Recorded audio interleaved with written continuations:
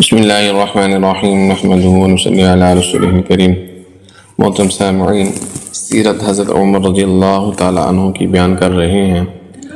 آپ کی یوم شہادت یکم محرم الحرام کو ہے۔ آپ کو نماز کے اندر کسی کافر نے خنجر مارا جس کی وجہ سے آپ شہید ہوئے۔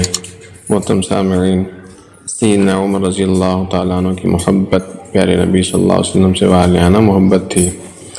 سیدنا عمر بن خطاب رضی اللہ عنہ رسول اللہ صلی اللہ علیہ وسلم سے والہانہ محبت رکھتے تھے اور آپ کے گرویدہ تھے۔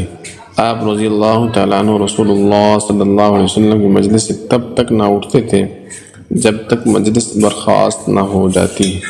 سیدنا عمر رضی اللہ تعالیٰ عنہ کا شمار ان چند صحابہ کرام رضی اللہ عنہ میں ہوتا ہے جنہوں نے نبی صلی اللہ علیہ وسلم کی مصاحبت میں اس وقت بھی ترک نہ کی تھی جب لوگ مدینہ میں ایک تجارتی قافلے کی آمد کی خبر سن کر رسول اللہ صلی اللہ علیہ وسلم خطبہ دیتے ہوئے چھوڑ کر چلے گئے تھے۔ آپ رضی اللہ تعالیٰ عنہ خود کو آپ صلی اللہ علیہ وسلم کے وجود اور آپ کی دعوت کے نشر و اشاعت کے راستے میں قربان کرنے کے لیے تیار رکھتے تھے، جیسا کہ سیدنا عبداللہ بن حشام رضی اللہ عنہ بیان کرتے ہیں۔ حدیث پاک کا مفہوم ہے، ہم نبی صلی اللہ علیہ وسلم کے ساتھ تھے اور آپ عمر بن خطاب رضی اللہ تعالیٰ عنہ کا ہاتھ پکڑے ہوئے تھے۔ سیدنا عمر رضی اللہ تعالیٰ عنہ نے آپ صلی اللہ علیہ وسلم سے عرض کی، اے اللہ کے رسول، آپ مجھے ہر چیز سے زیادہ محبوب ہیں سوائے میری جان کے۔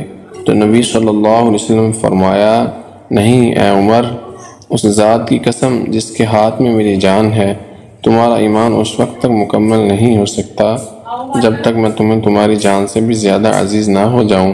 سیدنا عمر رضی اللہ تعالیٰ عنہ نے عرض کی، یقیناً اللہ کی قسم اے اللہ کے رسول، اب آپ مجھے میری جان سے بھی زیادہ عزیز ہیں۔